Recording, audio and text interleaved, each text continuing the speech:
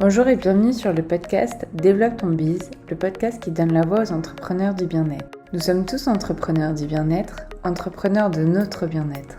Retrouvez au travers du podcast de nombreux sujets autour du développement et de l'épanouissement de chacun, découvrir des pratiques bien-être et celles qui te conviendraient au mieux, s'inspirer d'entrepreneurs comme toi et moi qui ont choisi de vivre de leur passion, retrouver des conseils pour entreprendre de manière éthique et alignée, s'enrichir des autres et de leur parcours, de leur vécu, de leurs expériences. On se retrouve aujourd'hui avec la seconde partie de ma discussion avec Léa, connue sur les réseaux The French Smile. Léa qui est nutritionniste, diététicienne, qui est chef vegan, professeure de yoga, qui utilise les massages, les reiki, la sonothérapie. Bref, autant de sujets pour avoir une approche globale du bien-être, de soi. Si vous n'avez pas écouté la première partie de cette discussion, je vous invite à aller dans l'épisode précédent. Dans cet épisode, on va aborder la création de ces retraites en collaboration avec d'autres personnes pour apporter plusieurs approches, apporter davantage d'énergie à la retraite, le fait d'avoir plusieurs métiers, avoir une approche globale comme un puzzle, avoir toutes les roues du carrosse, ou encore les déclics qu'on peut avoir grâce au massage, l'importance du toucher pour se reconnecter à son corps. Et on évoquera aussi l'importance d'écouter les conseils des autres, mais surtout de se faire ses propres expériences pour en tirer un maximum. Je vous laisse tout de suite avec notre discussion. Et au niveau de ta communication, tu es sur Instagram, Mhm. tu communiques beaucoup. Tu as d'autres outils ou c'est vraiment essentiellement ça? Essentiellement Instagram et le bouche à oreille. Ok. Bouche à oreille, des gens qui sont déjà venus et le fait aussi qu'on soit deux profs de yoga, ça veut dire 2 fois plus de communauté. Ouais. Euh, et pour moi, c'est aussi ça qui faisait sens de le faire à deux. C'est d'une part pour que les gens aient plusieurs points de vue. J'avais pas envie que les gens aient que mon point de vue, que mon histoire, que mon approche, mais justement leur montrer que chaque individu est différent et qu'on peut avoir fait exactement la même formation, être sur la même philosophie, mais avoir des approches très différentes. Et ça, c'était important pour moi.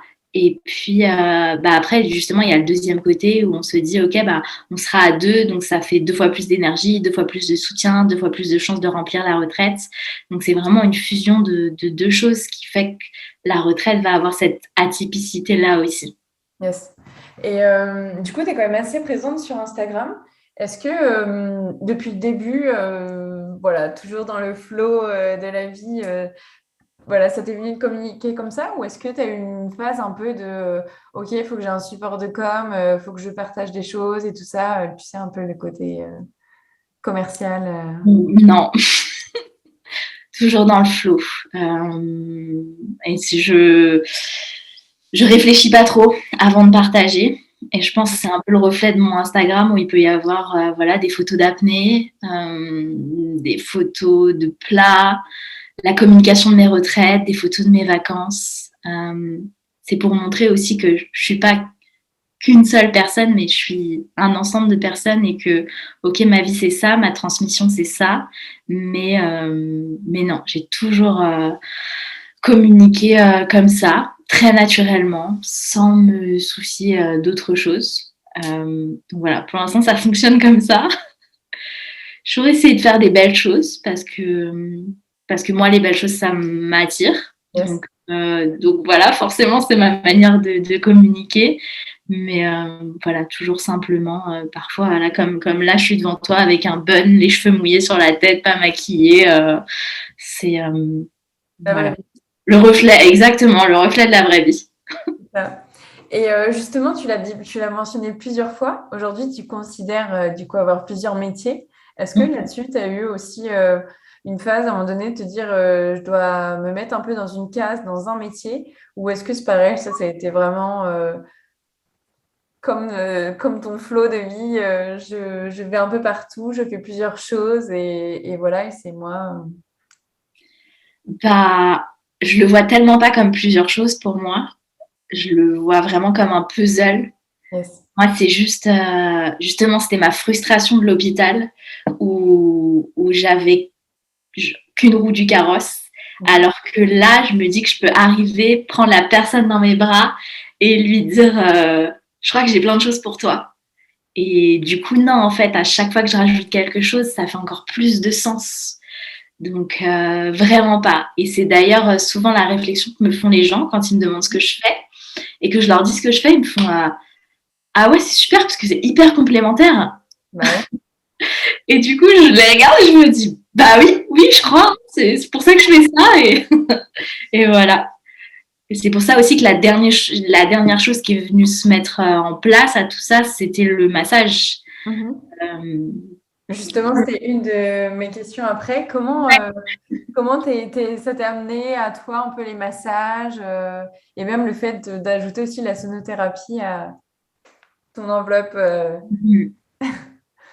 Alors, je commençais par les massages en premier, déjà parce que j'adore me faire masser et que j'ai pu voir tous les bénéfices que ça pouvait avoir sur mon corps.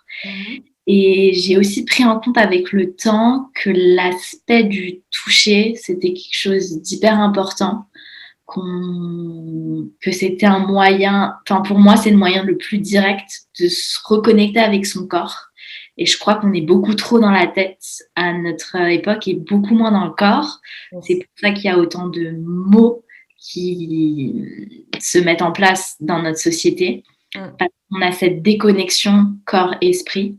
Et pour moi, c'était la chose la plus évidente que de ramener le toucher dans ma vie et dans celle des autres. Et que j'ai pu, ouais, comme je te dis, aussi voir tous les bénéfices que ça pouvait avoir le massage. Et c'est quand même, c'est aussi, je pense, un exercice pour la personne. Bah, c'est une mise à nu, quoi, se mettre soit tout nu, soit en petite culotte devant quelqu'un qu'on ne connaît pas et se laisser masser par quelqu'un avec tous ces points, tous ces méridiens qui sont reliés à chacun de nos organes. Je me suis dit que si j'avais accès à ça, parce que pour moi c'est presque je dirais pas le truc ultime, mais pour moi c'est tellement un moment intime, tellement un moment de vulnérabilité que c'est presque pour moi la dernière, ouais, je dirais comme s'il y avait une pyramide et que c'était le sommet de la pyramide, le toucher, quoi. Parce que voilà, on peut faire des thérapies par la parole, pratiquer les asanas, mais vraiment le toucher, je le vois comme en me disant, ok, bon, bah, si j'en arrive jusqu'au toucher avec les gens, là justement, bah, pour le coup, on vient toucher quelque chose.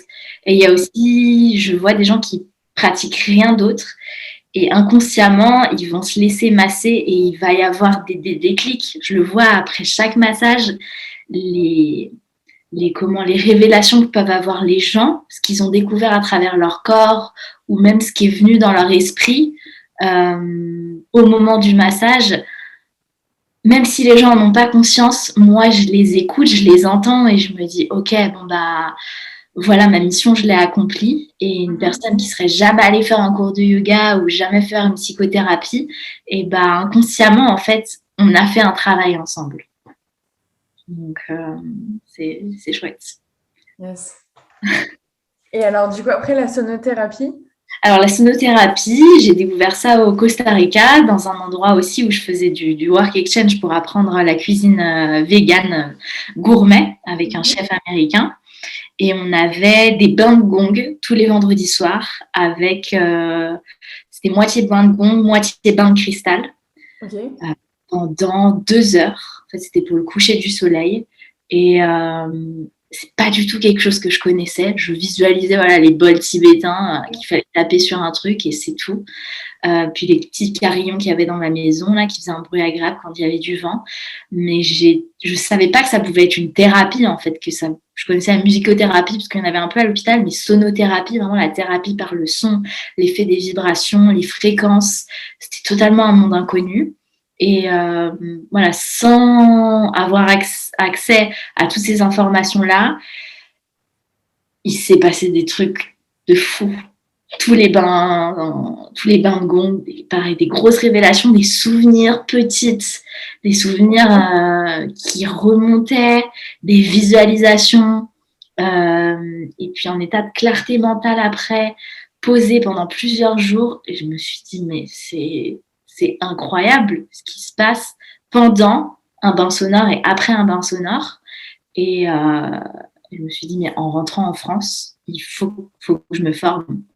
Il faut que je me forme à ça et parce que j'avais envie de me former en français pour la première fois de ma vie. Ok. Et je trouvais ça tellement complexe la sonothérapie qu'il fallait que je me forme en français. J'avais surtout aussi envie de me connecter à la terre de la France parce que j'avais quitté la France pendant 4 ans.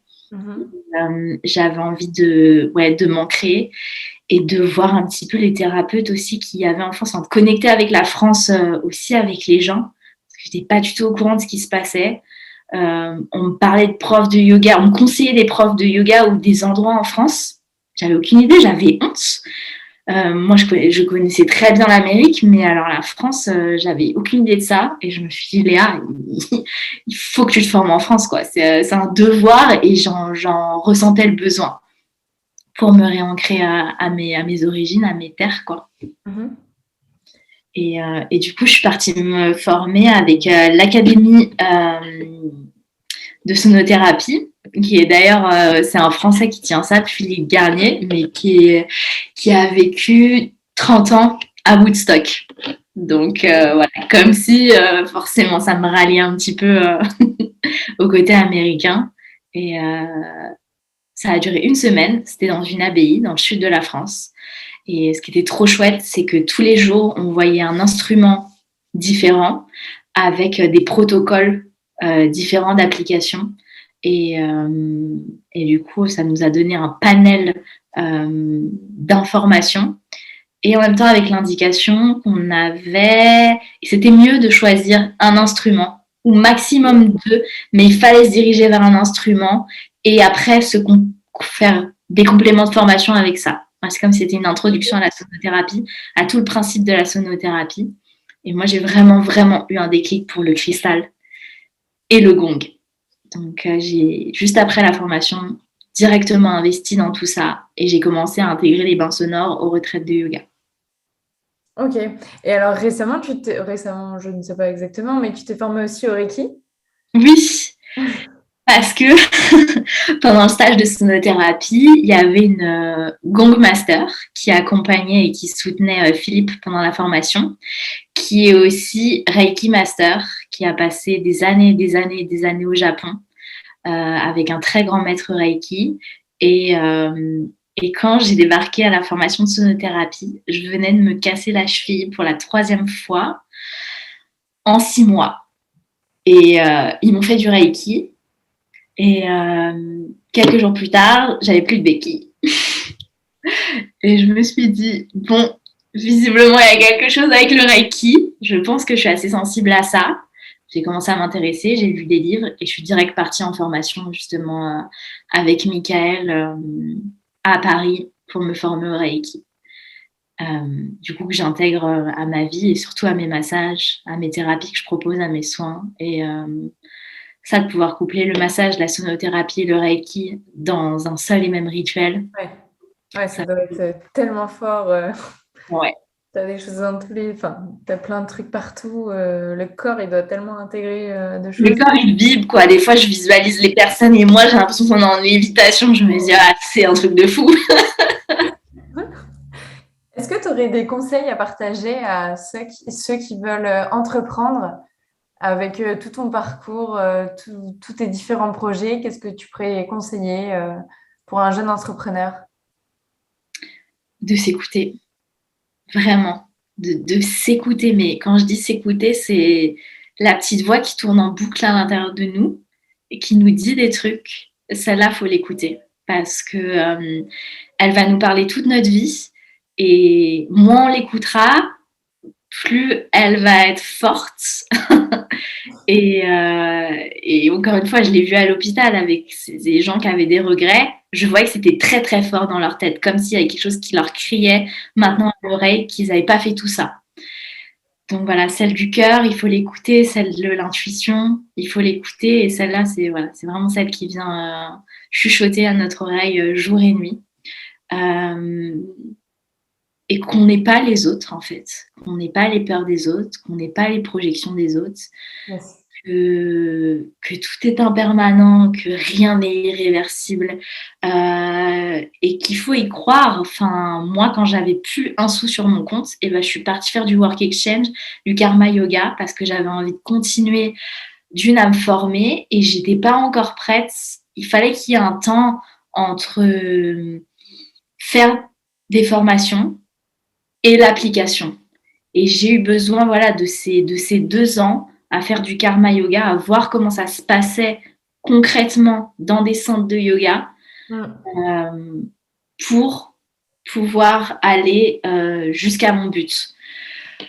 Donc voilà, il faut aussi voir, plutôt que d'être en train de marcher sur sa route et de regarder ses pieds, moi je vois toujours mon but. Et pour l'instant, j'y suis pas arrivée, mais je sais que la route, elle est longue, la vie, elle est longue, et que faut pas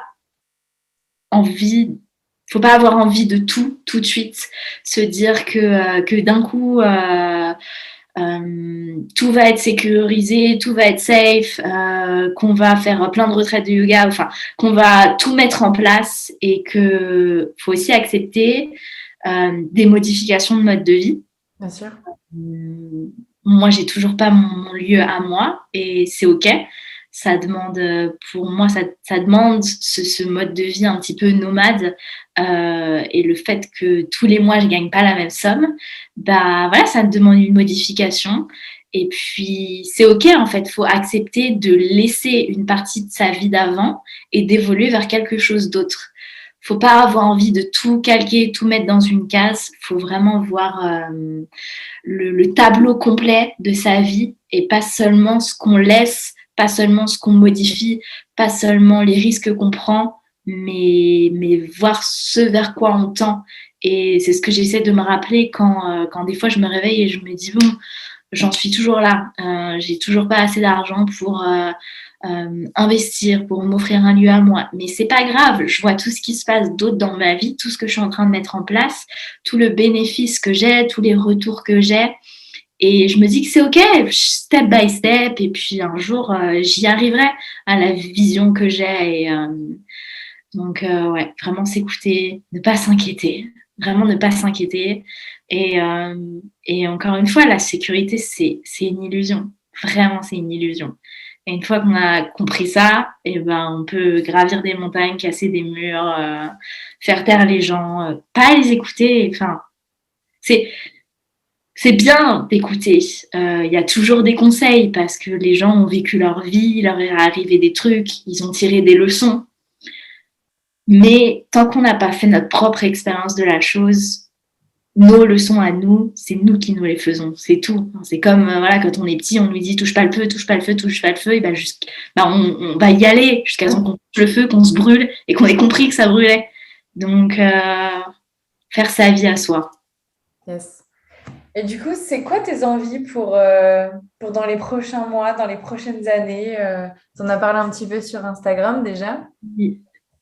Alors, prochain mois, ce serait que ce lieu de vie dans lequel on vient d'investir avec ma maman, il devienne un lieu d'accueil, d'accueil, bien-être pour les gens Paris, banlieue parisienne, Île-de-France, tous les gens de la France et du monde.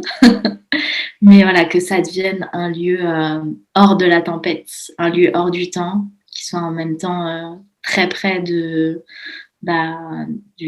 toit où vivent les gens. Donc voilà, ça c'est le court terme. Le long terme, ce serait